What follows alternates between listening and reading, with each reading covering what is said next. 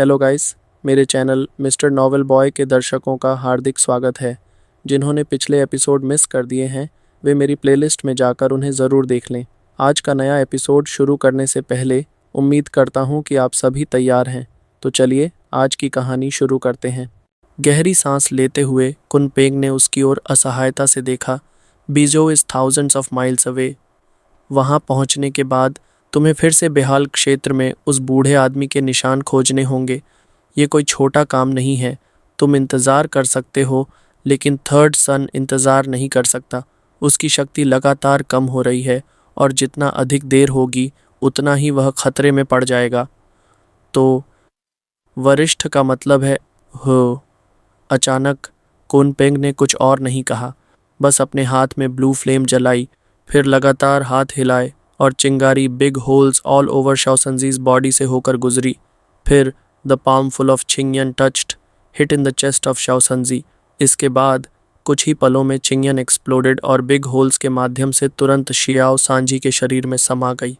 फिर a layer of green hello ने अचानक शियाओ सांजी के पूरे शरीर को ढक लिया।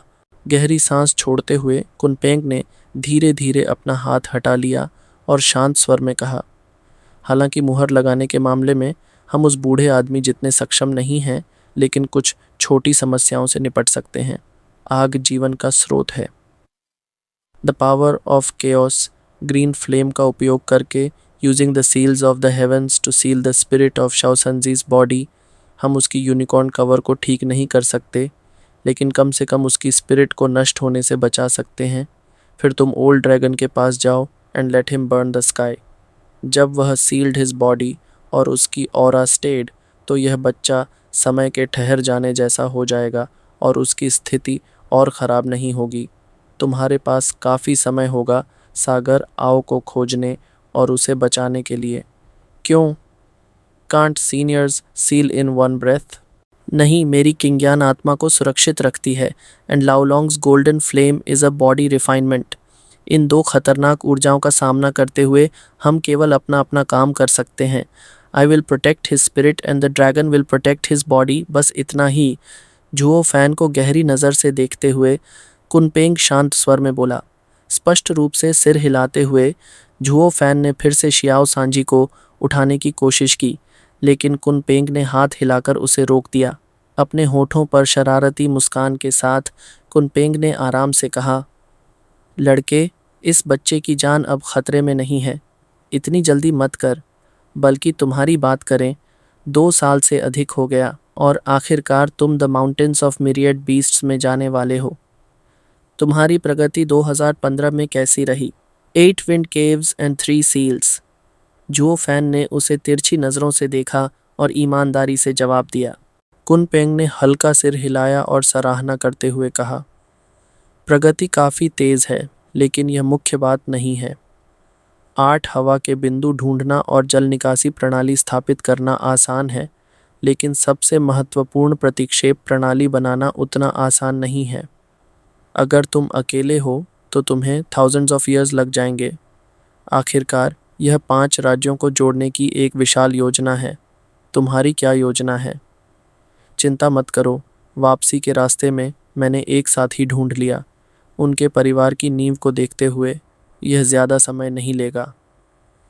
अपनी आंखों में एक चमक के साथ जुओ फैन ने उसकी ओर हल्की नज़र डाली और फिर a detailed account of the हाइचुन chamber of commerce दिया। यह सब सुनकर कुनपेंग थोड़ा चौंक गया, लेकिन फिर संतोष से मुस्कुराया और सिर हिलाया। सिर्फ 3 दिनों में तुमने दूसरों को तबाह कर दिया और अब वे तुम्हारे लिए जान देने को तैयार हैं। लड़के, यह सौदा सच में फ़ायदे का रहा। सीनियर कुनपेंग, बाकी लोग तो ये कह सकते हैं, लेकिन क्या तुम नहीं देख सकते? मैंने उन्हें नुकसान नहीं पहुंचाया, उन्होंने खुद को बर्बाद किया। मैंने बस इस अवसर को पहले ले लिया। आकाश की ओर देखते हुए वह हल्की सांस लेकर बोला, इस दुनिया में heaven and earth will always leave you a way of life, लेकिन अक्सर लोग खुद को नष्ट कर लेते हैं। अगर तुम इसे स्वयं न करो तो तुम नष्ट नहीं होगे। कुनपेंग ने उसे गहराई से देखा, अनजाने में सिर हिलाया और आह भरते हुए कहा, जुओ फैन, इन 2 वर्षों में तुमने बहुत प्रगति की है, more and more emperor style. Emperor realm, हाँ एम्परर रेल्म। झुओ फैन के चेहरे पर अजीब सा भाव देखकर कुन पेंग ने हल्का सिर झुकाया और शांति से कहा, सामान्य लोग सोचते हैं कि the realm of the emperor is a manifestation of strength, लेकिन वे नहीं जानते कि अगर किसी को एम्परर बनना है तो you must first have an emperors heart. तो एम्परर्स हार्ट क्या है? View the world with the heart, get the law of the world, flow down the river, all born from the heart. और भविष्य की पीढ़ियों को अपने नियंत्रण में रखना ताकि दुनिया संतुलित बनी रहे। अब तुम, हालांकि तुम्हारी शक्ति अभी उस स्तर तक नहीं पहुंची है, लेकिन तुमने जिस तरह से काम किया है, but you have followed the rules of the earth. संत कहते हैं एक सज्जन व्यक्ति कभी खतरनाक दीवार के नीचे खड़ा नहीं होता, लेकिन सामान्य लोग इतने अज्ञानी होते हैं कि वे यह भी नहीं समझ पाते कि असल में खतरनाक दीवार क्या है। यह एक बड़ी आपदा है। शायद तुमने इसे महसूस नहीं किया होगा, लेकिन पहले तुमने परिस्थितियों को सामान्य दृष्टिकोण से देखा, भाग्य को अपनाया, आधा योजना में और आधा किस्मत पर छोड़ा। लेकिन अब तुम the laws of the world को देख रहे हो and you are in the middle of the heavens, rising from power. हवा और लहरों के शिखर पर खड़े हो। ये बहुत अस्थिर है और जल्दी या देर से तुम सिर्फ अपने लिए सबसे अनुकूल समय चुनोगे, उसे एक रास्ता दोगे और फिर इस शक्ति को अपने हाथ में ले लोगे। हालांकि कुछ किया नहीं गया, but using the heaven and the wind and water, this is the emperor realm. Zhuo Fan की पलकें हल्के से कांपीं। उसने गहराई से सोचा और उसकी आंखों में थोड़ी उलझन थी। मैंने इसके बारे में इतना नहीं सोचा था, बस ये सोचा था कि अगर मैं वह जादुई पत्थर बाहर फेंक दूं तो the Haichuan chamber of commerce will be in trouble, और यह एक बड़ा मसला होगा। भले ही यह आज न हो, कल तो यह नष्ट हो ही जाएगा, और जल्दी या देर से दोनों पुत्र मेरे लोग होंगे, and the chamber of commerce will also be mine. मुझे बस पीस ऑफ माइंड के साथ इंतज़ार करना है। द एम्परर्स हार्ट भविष्य को देख सकता है और नियति को जान सकता है। तुमने उनकी नियति को देखा, इसलिए तुमने उनके भाग्य की दिशा को तेज कर दिया। Every master of the realm of the emperor is not simple. वे आम लोगों से परे होते हैं, नग्न आँखों से परे। तुम्हारी मानसिक स्थिति में तुम पहले ही इसे कर चुके हो। उसे ध्यान से देखते हुए कुन पेंग हल्के से मुस्कुराया और बोला, यह उसी तरह है जैसे उस बूढ़े व्यक्ति ने तुम्हें the remains of the emperor खोजने के लिए चुना था। वह बूढ़ा व्यक्ति मानता था कि तुम इसे खोज सकते हो। यह उस बूढ़े व्यक्ति की तुम्हारे भविष्य को देखने की क्षमता का नतीजा है। हाँ हाँ हाँ, सच में उसने सही व्यक्ति चुना है। तुम हमारी मदद करने के लिए आए और यह वास्तव में अधिक प्रभावी साबित हुआ। ठीक है, तीसरे बेटे को अपने साथ ले जाओ और बूढ़ा आदमी 3 अजीब कौओं को तुम्हारी रक्षा के लिए भेजेगा जब तक कि तुम हयाओ को न पालो। क्यों? क्या वह तुम्हारा दाहिना हाथ नहीं है? तुम उसे हमारे साथ भेज रहे हो? झुओ फैन ने भौहें सिकोड़कर पूछा। हंसी रोकते हुए कुनपेंग ने एक रहस्यमयी मुस्कान दी। हाँ, हालांकि वह मेरा सहायक है, लेकिन इस समय तुम्हें मेरी तुलना में अधिक मदद की ज़रूरत है। इसके अलावा जब तुम उस बूढ़े आदमी से मिलोगे तो मुझे लगता है कि तुम्हें लगेगा कि तुम्हारे पास पर्याप्त साथी नहीं हैं। ओह हाँ हाँ हाँ, boom. The sword star empire, the deepest capital of the emperor, a high mountain जहाँ स्टैंड्स अ मैग्निफिसेंट पैलेस। लेकिन इस पर्वत स्थान पर thunder sounds all year round गूंजते रहते हैं। हर बिजली की सबसे पतली किरण भी बाल्टी के आकार की होती है, और सबसे मोटी तो मानो आकाश के स्तंभ के समान होती है, जिसका व्यास 1 मील तक होता है, और वह किसी भी इंसान या जीव को नष्ट कर सकती है। लेकिन जहाँ वह महल स्थित था, वहाँ लाखों बिजली की धाराएं पहाड़ की चोटी में समाकर तुरंत गायब हो जाती थीं, बिना फूलों और पेड़ों को कोई नुकसान पहुँचाए। इसके विपरीत the thunderous sounds of crackling continued to ring through the air, जिससे हर घास और वृक्ष पर बिजली की आभा चमकने लगती थी। ऑन द थंडर, वे और अधिक तीव्र और नुकीले दिखाई देते थे, मानो यह फूल पत्ते भी बिजली की तरह तेज धार वाले हैं और पत्थरों की दीवारों को भेद सकते हैं। महल के ऊपर सबसे ऊंचे स्थान पर चारों ओर बिजली की धाराएं लहराती थीं, और वहां चमकते हुए 3 सुनहरे अक्षर दिखाई देते थे, ले यिन पवेलियन। जब से अजेय हांजुन बाहर आया, उसने कहा कि वह the nine sword king to a meeting बुलाएगा, लेकिन वह फिर से थंडर यिन पवेलियन में जाकर प्रैक्टिस हिज स्वॉर्ड करने लगा। सच में समझ नहीं आता कि उसके मन में क्या चल रहा है। आउटसाइड द लेयिन पवेलियन एक दल प्रहरी अपनी कमर सीधी किए खड़ा था। उनकी आंखें टिकी हुई थीं। वे पूरी निष्ठा से अपनी ड्यूटी निभा रहे थे और उनकी प्रबल उपस्थिति सीधे आकाश की ओर जा रही थी। शांगुआन फेल्यून महल के बाहर इधर उधर टहलते हुए बोरियत महसूस कर रहा था। उसने अनजाने में बड़बड़ाते हुए कहा, अगर उस बूढ़े व्यक्ति के पास कोई काम नहीं है तो मैं पहले वापस चला जाऊंगा। मैं कोई प्रहरी नहीं हूँ जो यहाँ हजारों मील दूर आकर ड्यूटी पर खड़ा रहूं। चुप। लेकिन जैसे ही उसने यह कहा, पास खड़े दान चिंगशेंग ने तुरंत इशारे से उसे चुप रहने के लिए कहा और हल्के से हंसते हुए बोले, भाई फेल्यून, सावधान रहो, कहीं कोई तुम्हारी शिकायत न कर दे। हानजुन तुरंत तुम्हें अंदर खींच लेगा और तलवार की ध्वनि सुनाएगा। फिर तुम रोने के अलावा कुछ नहीं कर पाओगे। हाँ हाँ हाँ। इससे क्या फ़र्क पड़ता है? वैसे भी ये पहली बार नहीं है कि मैंने हार झेली हो। शांगुआन फेल्यून के चेहरे की नसें फड़क उठीं। उसने होंठ टेढ़े किए, लेकिन उसके मन में अभी भी डर था, इसलिए उसने आगे कुछ नहीं कहा। दान छिंगशेंग यह देखकर हल्के से मुस्कुराया, लेकिन तभी वह रुका और फिर अपना रसीला चेहरा घुमाया। उसकी आंखें चमकीं और वह मुस्कुराकर बोला, 3200 ईयर्स ऑफ जेंटल टाउनशिप क्या ही उम्दा शराब है। हाँ हाँ हाँ हाँ, सच में अमंग द 9 स्वॉर्ड किंग्स केवल भाई दान और मैं ही सच्चे दोस्त हैं। तुमने इतनी दूर से ही पहचान लिया।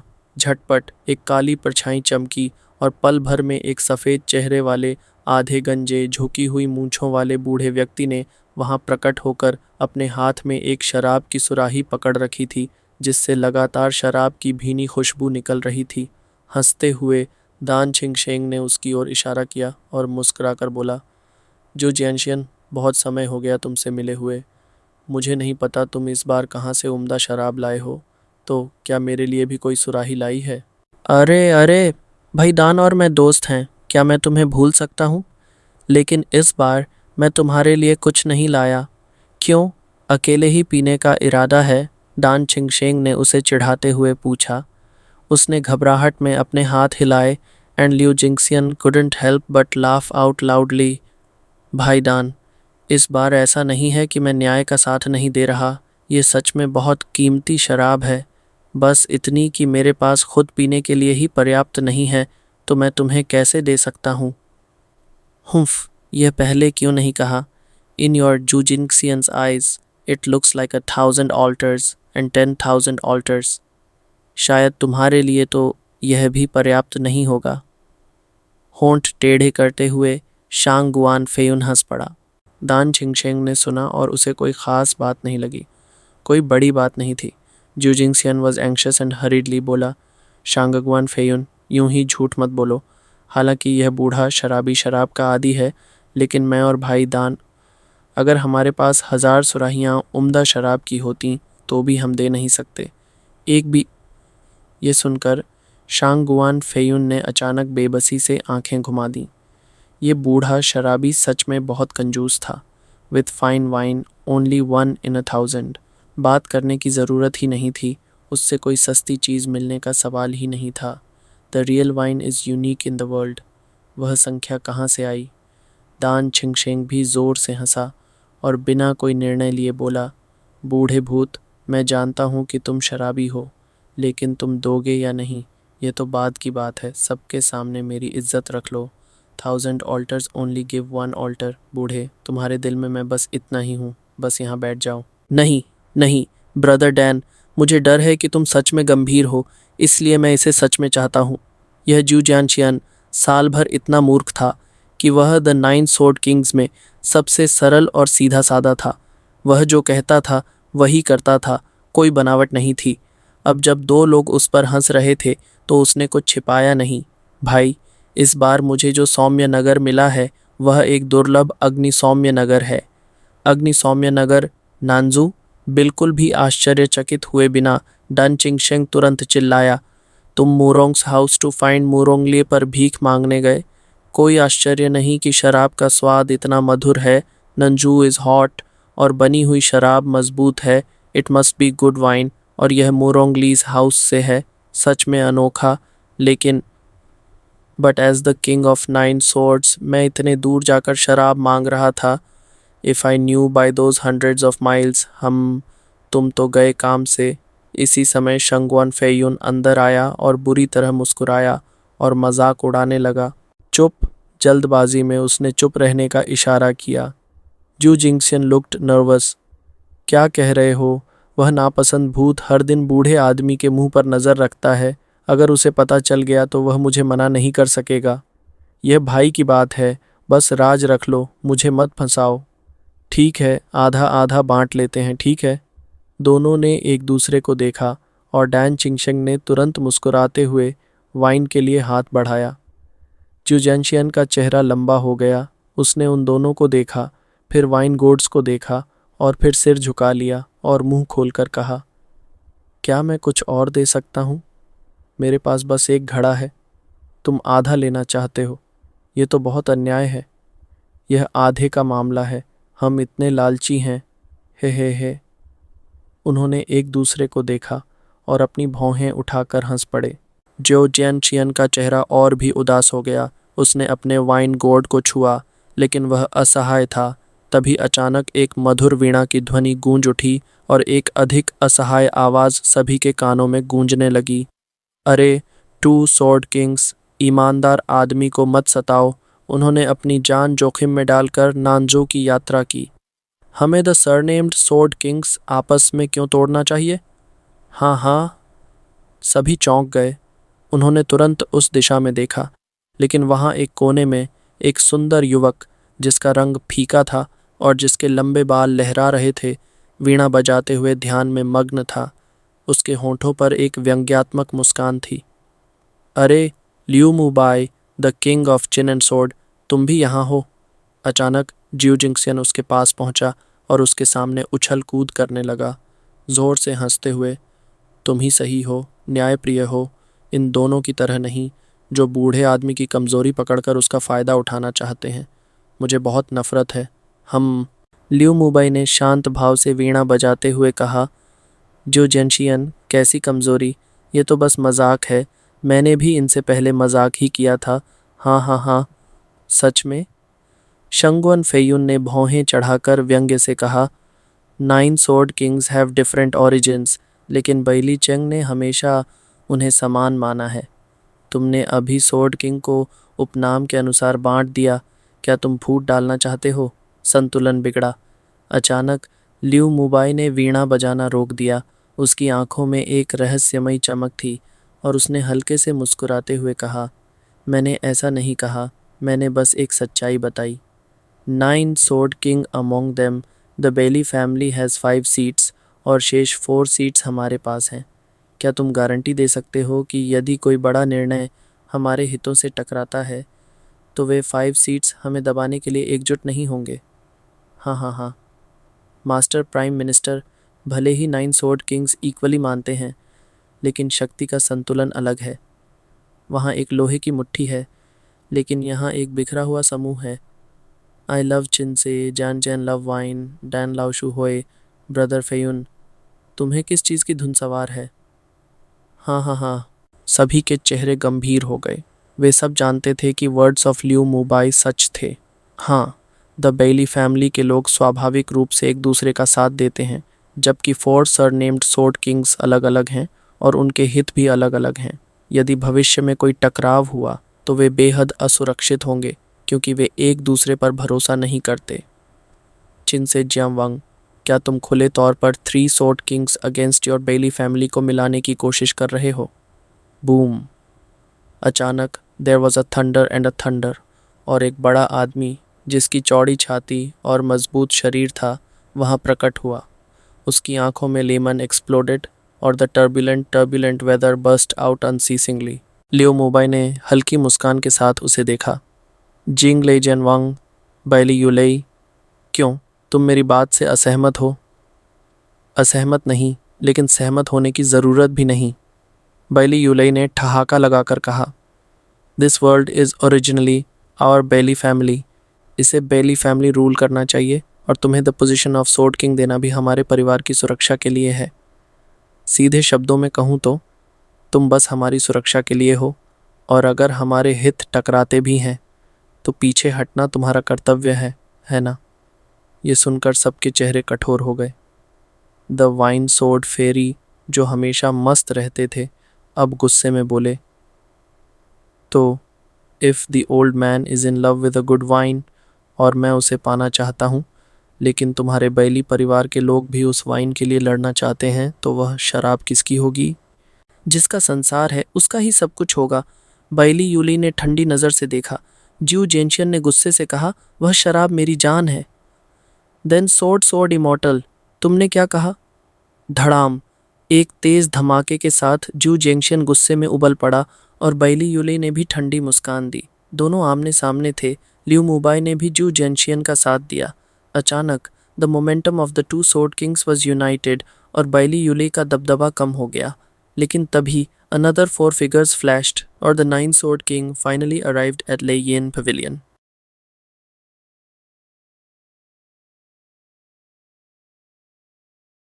मैं बहुत मेहनत से आपके लिए वीडियो बनाता हूँ, लेकिन जब देखता हूँ कि लोग मेरा कंटेंट एंजॉय कर रहे हैं फिर भी सब्सक्राइब नहीं कर रहे तो सच में बहुत बुरा लगता है।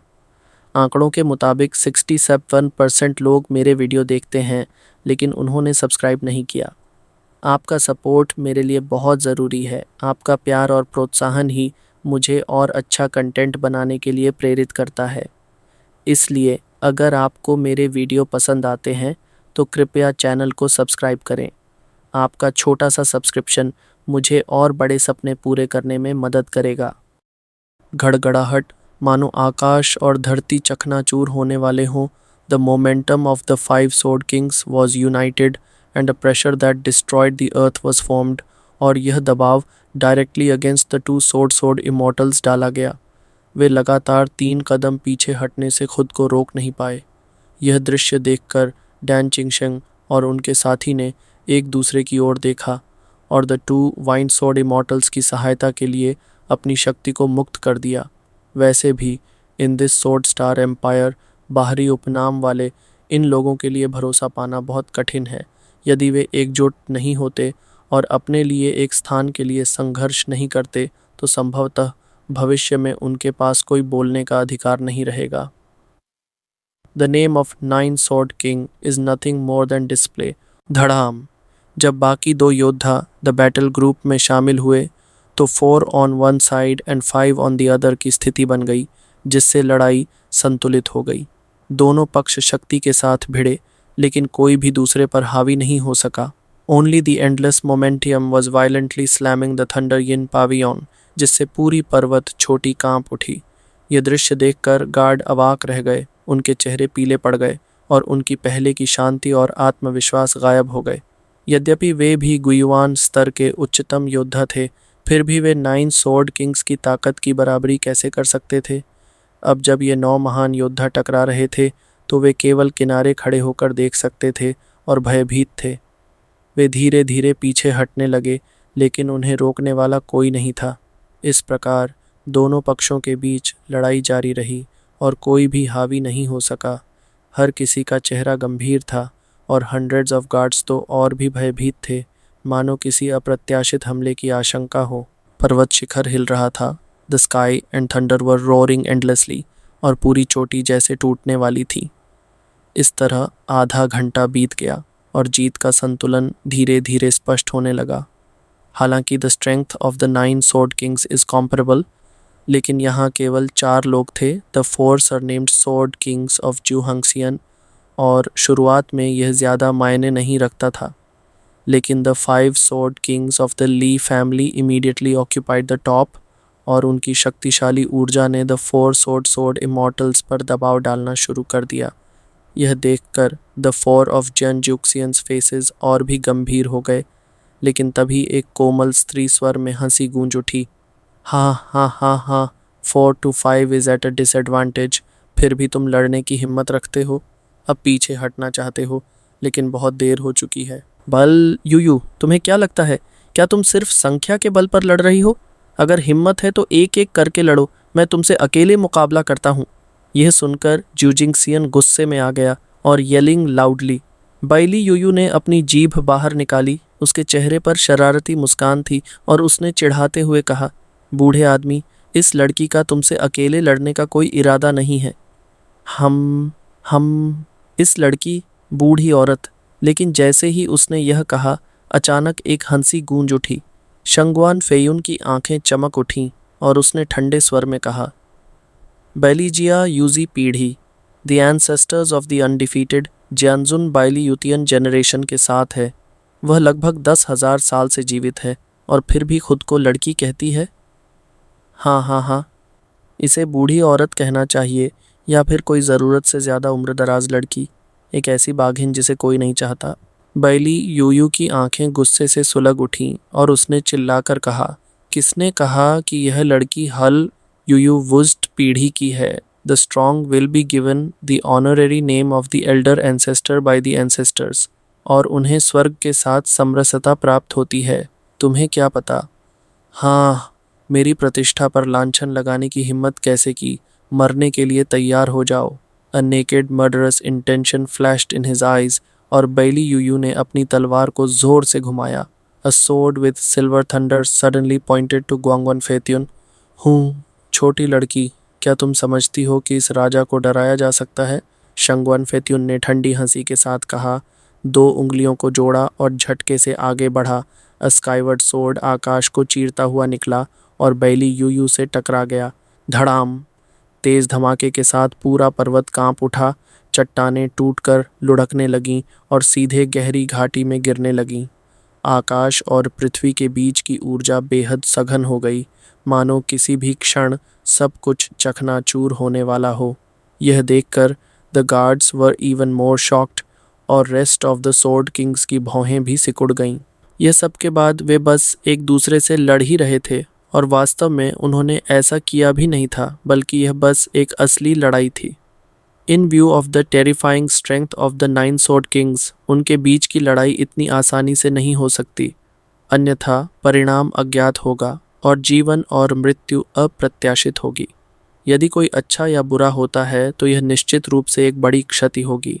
इसलिए चाहे वह एंसेस्ट्रल एंसेस्टर बैली युतियन हो या the prime minister Baili Jingwei, the private fighting of the 9 sword kings is explicitly prohibited, अन्यथा इसे कड़ी सज़ा दी जाएगी। लेकिन आज दूसरा ठंडा पर्वत फिर से पैदा हुआ। बैली यूयू ने शंगवन फेयुन को क्रोधित होकर घूरा, दांत भींचते हुए कहा, शंगवन फेयुन, धिक्कार है। Today my aunt and grandmother have to kill you. अगर तुम्हारे पास एबिलिटी है तो आओ, हम। एक अवमाननापूर्ण मुस्कान के साथ शंगवन फेयुन को कोई डर नहीं था और sky sword power was ready. हालांकि वे दोबारा लड़ने के लिए आगे बढ़ते इससे पहले ही द 2 स्वॉर्ड जी अभी पूरी तरह बाहर भी नहीं आई थी कि तभी एक जोरदार आवाज़ गूंजी, रुको, 9 स्वॉर्ड किंग होकर क्या तुम द एंसेस्टर्स लेई यिन पवेलियन सिस्टम के सामने कुछ भी कर सकते हो? आश्चर्यचकित होकर भीड़ पीछे मुड़ी और देखा कि 2 लोग धीरे धीरे आ रहे थे। वे तुरंत अपना संकल्प रोककर झुक गए। See your majesty, see your excellency prime minister. 2 लोग आए, जिनमें से एक प्राइम मिनिस्टर ऑफ द बैली जिंगवेई था और दूसरा एक मध्य आयु वर्ग का व्यक्ति था, जिसका रूप रंग आकर्षक था, लंबा चौड़ा था और उसकी आंखों में एक अद्वितीय चमक थी। इसमें कोई संदेह नहीं कि वह sword star, the monarch of the empire, the 100 miles of the world था। उनके पीछे 10 युवा लोग थे, जिनमें सबसे आगे एक सुंदर युवक था जो मुश्किल से 20-22 साल का था। हालांकि वह युवा था, फिर भी वह पहले से ही मास्टर ऑफ गायोन रेल्म था। उसके पीछे के 9 युवा भी मास्टर्स थे, जो 5 लेवल्स ऑफ सोल फ्यूजन से ऊपर थे, सभी युवा और प्रतिभाशाली। यह सब देखकर शंगवन फेयुन और अन्य सभी एक साथ आ गए और एक दूसरे को देखने लगे। वे अवसाद में डूब गए। यह बैली परिवार वास्तव में प्रतिभाशाली था। निस्संदेह यह दुनिया का सबसे शक्तिशाली परिवार था। वे जानते थे कि head of the 10 young man prince of the dynasty था और full range of civilizations and martial arts में निपुण था। उसकी इतनी कुशाग्र बुद्धि थी कि उसके पास potential to return to Yuanyuan realm की पूरी संभावना थी और भविष्य में कम से कम strength of the 9 sword kings प्राप्त करने की क्षमता थी। अन्य 9 युवा भी असाधारण थे and they have the opportunity to be named king of 9 swords। वर्तमान में there are 5 members of the Bailey family among the 9 sword kings, और भविष्य में और भी होंगे। यदि यह इसी तरह चलता रहा तो बाइली परिवार और अधिक मजबूत होता जाएगा, और यह संभावना भी थी कि powerful members of the Bali family जब एक निश्चित स्तर तक पहुंच जाएंगे तो these sir named sword Kings can completely kick off the stage of history, और यह किसी भी दृष्टि से शुभ संकेत नहीं था। हालांकि उनके पास कोई विकल्प नहीं था, क्योंकि बेली परिवार की समृद्धि कोई संयोग नहीं थी, बल्कि यह पावरफुल एम्पायर का एक ऐसा प्रणालीगत परिणाम था जहां केवल योग्यतम ही जीवित रह सकते थे। जब से अनडिफीटेड जैनजुन ने इस परिवार की स्थापना की थी, उसने हमेशा एक शक्तिशाली व्यक्ति बनने के नियम को लागू किया था। प्रत्येक पीढ़ी के वंशजों को कठोर चयन प्रक्रिया से गुजरना पड़ता था, जहां केवल विजेता ही आगे बढ़ सकते थे।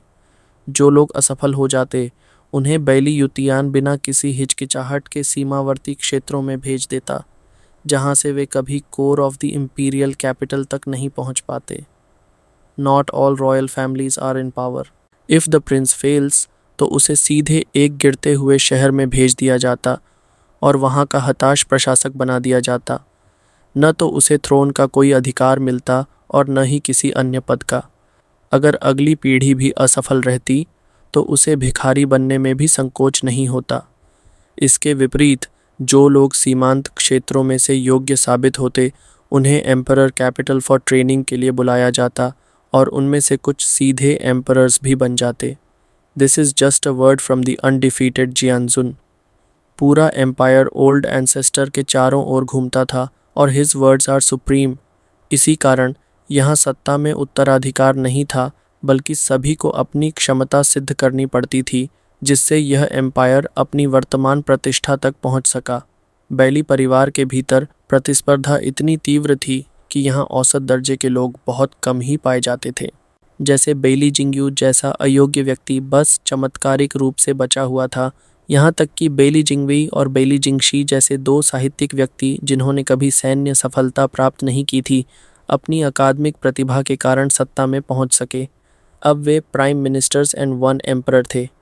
यह सब केवल ओल्ड एंसेस्टर की प्रतिभाशाली चयन नीति की वजह से संभव हो सका। इसलिए जब से इन दोनों ने सत्ता संभाली, उन्होंने भी इसी नीति का पालन किया, जिससे एम्पायर और अधिक समृद्ध हुआ। इस प्रकार की प्रणाली अन्य एम्पायर्स में अव्यवस्था फैला सकती थी, लेकिन यहाँ यह सदियों से लागू थी और कोई इसका विरोध करने का साहस नहीं करता था, क्योंकि एंसेस्ट्रल एंसेस्टर्स बैली यूतियंस सुप्रीम स्ट्रेंथ इसकी गारंटी देता था। धीरे धीरे आगे बढ़ते हुए उन्होंने दोनों पक्षों को देखा। बैली जिंगवई ने ठंडी आवाज़ में कहा, मामला क्या है? बेहतर होगा कि स्पष्ट रूप से कहो, अन्यथा थोड़ी देर में एंसेस्टर्स के सामने जाकर सच्चाई बतानी होगी। सीनियर प्राइम मिनिस्टर, उसने मुझे अपमानित किया। शांगवान फेयून की ओर इशारा करते हुए बैली यूयू गुस्से में भरकर बोली। शांगवान फेयून ने उपहास करते हुए हल्की आवाज़ में कहा, सीनियर प्राइम मिनिस्टर, आप हमेशा कहते हैं कि 9 sword किंग्स के साथ समान व्यवहार किया जाता है, लेकिन आज 5 members of the Bailey family हमारे 4 सरनेम्ड sword किंग्स को नीचा दिखा रहे हैं। सच में? बैली जिंगवई ने गहरी नज़रों से 5 sword kings of the Bailey family की ओर देखा और ठंडे स्वर में कहा, 5 sword किंग्स, इस पर एंसेस्टर्स फैसला करेंगे। अचानक एक फुल बॉडीड एज्ड वॉइस गूंज उठी और सभी कांप उठे।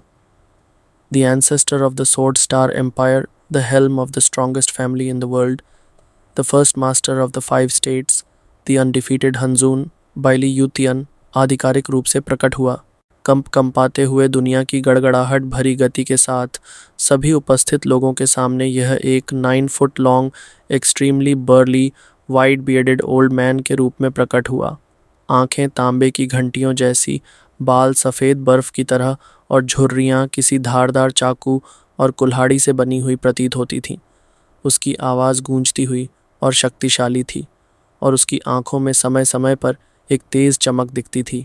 फिर उसने अपने हृदय में एक कंपन महसूस किया, जैसे कोई ब्लेड उनकी गर्दन पर टिका हो, और अनायास ही ठंडा पसीना छलक आया। धड़ाम! एक ज़ोरदार आवाज़ हुई a long sword with purple thunder flashing on the ground जमीन पर आ गिरी, जिससे एक प्रतिध्वनित करने वाली ध्वनि उत्पन्न हुई।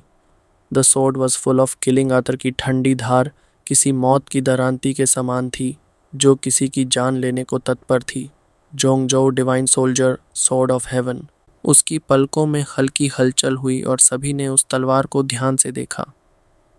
फिर वे एक साथ extremely barley white beaded old man के सामने झुक गए और श्रद्धा से बोले, पूर्वजों को प्रणाम, कृपया पूर्वजों का स्वागत करें। बिना किसी भाव के बैलीयूतियन ने हल्के से सिर हिलाया। उसकी आंखों में कोई लहर नहीं थी, जैसे उसे किसी भी चीज़ की परवाह न हो, न ही किसी चीज़ का कोई मोल हो। बस एक साधारण वाक्य बोल दिया, लेकिन यह मामूली वाक्य भी एक अटूट आदेश जैसा था, जैसे कि भाग्य स्वयं घोषित कर रहा हो, कोई इसका उल्लंघन नहीं कर सकता और सभी को इसे मानना ही होगा, अन्यथा यह आकाश के विरुद्ध जाना होगा, स्वयं आकाश से युद्ध करना होगा और इसका परिणाम केवल विनाश होगा। द किंग ऑफ 9 सॉर्ड्स सहित सभी ने सिर झुका लिया और उन्होंने आज्ञा स्वीकार कर ली। विशेष रूप से बाइली यूलेई, जिन्होंने अपना सिर गहरा झुका लिया, उनके माथे से पसीने की बूंदें टपक रही थीं और उनका हृदय भय से कांप रहा था। यह देखकर शंगवन फेयून ने मन ही मन एक तिरस्कारपूर्ण हंसी दबाई। The king of the sword and sword Liu मुबाई की आंखों में भी एक चमक आई और उनके होठों के कोने पर एक हल्की अदृश्य मुस्कान उभर आई, मानो कोई चाल सफल होने वाली हो। लेकिन उनकी यह क्षणिक हंसी अभी पूरी तरह गायब भी नहीं हुई थी कि बैलीयूतियन की ठंडी आवाज़ फिर से गूंज उठी। आज जो मैंने कहा वह केवल अपने परिवार के लिए नहीं कहा, द अदर 4 सॉर्ड किंग्स के लिए भी मेरे शब्द समान हैं। कृपया संयम बरतें, कोई अनुचित कार्य न करें जिससे दोनों पक्षों के बीच संबंध टूट जाएं, खासकर। कहते हुए बैलीयूतियन थोड़ी देर के लिए चुप हो गया, लेकिन उसकी आंखों का कोना हल्का सा तिरछा हुआ और बिजली जैसी चमक लियू मुबाई की ओर झपकी। लियू मुबाई के शरीर में एक झटके जैसी हलचल हुई, उनका चेहरा भयभीत हो उठा और फिर अन्य 3 सॉर्ड किंग्स के साथ वे विनम्रता से सिर झुकाकर बोले, पूर्वजों के आदेश का पूरा सम्मान करेंगे, हम समझ गए। सभी ने समझ लिया। हल्की आंखें बंद करते हुए बैलीयूतियन का चेहरा अब भी निष्प्रभावी था। फिर उन्होंने बैली जिंगवेई और बैली जिंगशी की ओर देखा और बोले, एम्परर, प्राइम मिनिस्टर, तुम देर से आए हो, यह क्या हो रहा है? गहरी प्रणाम करके बैली जिंगवेई ने शांति से उत्तर दिया, एंसेस्टर ची, कुछ दिनों पहले मिस्टर प्राइम मिनिस्टर ने club of the H1 commercial firm की तलाशी ली और कई अपराधियों को गिरफ्तार किया। आज उन्हें द पनिशमेंट ऑफ टीएनजी के तहत दंडित किया गया। इसी कारण से मैं और मेरे सीनियर मिनिस्टर प्रिंस की अनुमति से जेल गए, लेकिन हमें थोड़ी देर हो गई। कृपया हमें क्षमा करें। क्या? The punishment of TNG? Liu मुबाई की पलकें फड़फड़ा उठीं। जैसे ही उन्होंने ये फॉरवर्ड सुने, उनका शरीर हल्का सा हिला और उनका मन डूब गया। उनकी मुट्ठी कस गई, लेकिन उन्होंने खुद को नियंत्रित किया और कुछ नहीं कहा। बैलीयूतियन ने भौहें सिकोड़ ली। H1 कमर्शियल कंपनी तो the empire for thousands of years से स्थापित है। इसने एम्पायर की समृद्धि में अमिट योगदान दिया है। मुझे याद है कि 2000 ईयर्स अगो जब 4 राज्यों ने इंपीरियल माइंस को अवरुद्ध कर दिया था, तब H1 कमर्शियल बैंक ने संकट को टालने में मदद की थी। तो फिर तुमने ऐसा क्या किया कि उन्हें पूरे परिवार समेत नष्ट करने की नौबत आ गई, और उस पर भी द पनिशमेंट ऑफ टीएनजी का उपयोग? जल्दी से आगे बढ़ते हुए बाइली जिंगवेई ने सिर झुकाकर उत्तर दिया, I am the ancestor of Qiqu. मैंने यह सब इस कारण किया। इसके बाद उन्होंने पूरी तरह से डीमन स्टोन की पूरी घटना सुना दी। सुनकर बैलीयूतियन ने कुछ देर सोचा और फिर हल्की हंसी के साथ कहा, dozens of nobles have died. वे सभी लालच में मारे गए हैं। यह सब the operation of H1 commercial bank से जुड़ा नहीं है। It is really the punishment of TNG का उपयोग कुछ अधिक कठोर लग रहा है, लेकिन जिंगवेई, तुम हमेशा सोच समझकर काम करते हो। अब मुझे बताओ, क्या इसके पीछे कोई और कारण था? एंसेस्टर मिंगमिंग, बिल्कुल यही बात है। मुंह के किनारे अचानक आत्मविश्वास से ऊपर उठे और द बो एंड बो of the hundreds of miles of longitude and latitude board उनकी आंखें चमक उठीं और उत्साह से बोले, दी ओल्ड एंसेस्टर ची चियोन, जिंगवे को लगता है कि हमारे सोर्ड स्टार एम्पायर के लिए 5 स्टेट्स को एकीकृत करने का समय आ गया है। उस समय the हाइचुन chamber of commerce Wuzhou में हमारे एम्पायर के लिए एक commercial channel for our empire खोलने के बजाय हमारे एम्पायर को बाधित करेगा, जिससे एनिमी को इसका लाभ उठाने का मौका मिलेगा। और सबसे महत्वपूर्ण बात, यह इतना बड़ा छेद है, इसलिए मेरे अधीनस्थों ने इस अवसर का लाभ उठाकर इस बिजनेस को पूरी तरह से उखाड़ फेंकने और साम्राज्य को वास्तव में मजबूत करने, बाहरी दुनिया को नियंत्रित करने और एकीकरण के महान कार्य को पूरा करने का विचार किया। ये सुनकर हर कोई कांप उठा और चौंक गया। उन्होंने कभी नहीं सोचा था कि बैली जिंगवे इतनी जल्दी सिजू पर आक्रमण करने के लिए इतने उत्सुक होंगे। आखिरकार द 9 स्वॉर्ड किंग्स अभी अभी इकट्ठा हुए थे और वे आमतौर पर शांति से रहने के आदी थे। अचानक उन्हें सिजू में युद्ध के लिए भेजा जा रहा था, जिससे वे कुछ हद तक अचंभित हो गए। सबसे महत्वपूर्ण बात यह थी कि क्या वह इस अचानक लिए गए निर्णय को प्रभावी ढंग से लागू कर सकते हैं। बैली यूतियन ने उन्हें गहराई से देखा, लेकिन उनकी आंखों में कोई हलचल नहीं थी। बस हल्की आवाज़ में बोले, क्या तुम सुनिश्चित हो? बिल्कुल। इससे पहले जब हमने 4 राज्यों में सेना भेजी थी, तो मिलिट्री स्ट्रेंथ की कमी और अपर्याप्त शक्ति के कारण कोई बड़ा परिणाम हासिल करना कठिन था। 1 state killed and the 3 states rescued together, जिससे हमें कई बार सिर और पूंछ दोनों को संभालना पड़ता था और हमें वापस जाकर अपनी रक्षा करनी पड़ती थी। मुंह के कोने में हल्की मुस्कान के साथ बैली जिंगवे की आंखों में एक अजीब चमक थी। लेकिन इस बार मामला अलग है। The 9 sword kings are ready. Ancestors बाहरी दुनिया से बाहर आ चुके हैं और हमारी सेना ताकतवर और संगठित है। भले ही युद्ध हर ओर छिड़ जाए, हमारे पास विजय प्राप्त करने की अपार शक्ति है और हम उन्हें एकजुट होने का अवसर नहीं देंगे। इसलिए मुझे लगता है कि यह हमारे स्वॉर्ड स्टार एम्पायर के लिए एक ऐसा महान अवसर है जो हज़ारों वर्षों में एक बार आता है।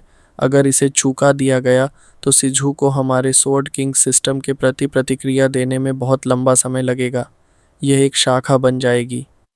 कुल मिलाकर जितनी देर होगी उतनी ही अधिक जटिलताएं आएंगी। It's 100 miles longitude and latitude. उनकी चाल वाकई तेज़ और निर्दयी थी। And there is no drag on the water.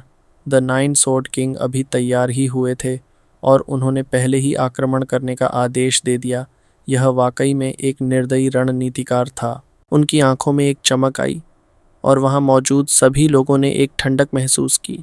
वे उन्हें गहराई से देखते रहे और मन ही मन सोचने लगे। बैली यूतियन भी कुछ क्षणों के लिए विचार में डूब गए। फिर उन्होंने बैली जिंगवे की ओर देखा और बोले, तुम एम्परर हो, तुम्हें प्राइम मिनिस्टर के बारे में क्या लगता है?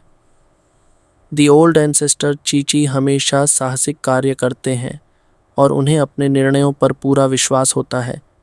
यह वर्ल्ड में किसी से तुलना करने योग्य नहीं है। सिंहासन पर वह जो अकेले कर सकते हैं वह यह है कि सफलता की लालसा में एक सतर्क द्वारपाल बने रहें। कहीं ऐसा ना हो कि वह बहुत अधिक जल्दबाजी में कोई निर्णय लें और कुछ गलत हो जाए। गहरा प्रणाम करते हुए बैली जिंगशी ने हल्की मुस्कान के साथ कहा, हालांकि 3 दिन और 3 रातों के शोक के बाद यह दुर्भाग्यपूर्ण है कि मैं उससे प्रभावित हो गया। हालांकि योजना थोड़ी जल्दबाजी में बनाई गई थी, लेकिन इसमें कोई संदेह नहीं है कि यह हमारे लिए भी उतनी ही तात्कालिक है जितनी कि अन्य 4 राज्यों के लिए, और यह निश्चित रूप से अप्रत्याशित परिणाम लाएगी। इसलिए जब मैं इस योजना को स्वीकृति देता हूँ तो एम्पायर सेना भेजने और बिजली की गति से युद्ध करने में सक्षम होगा।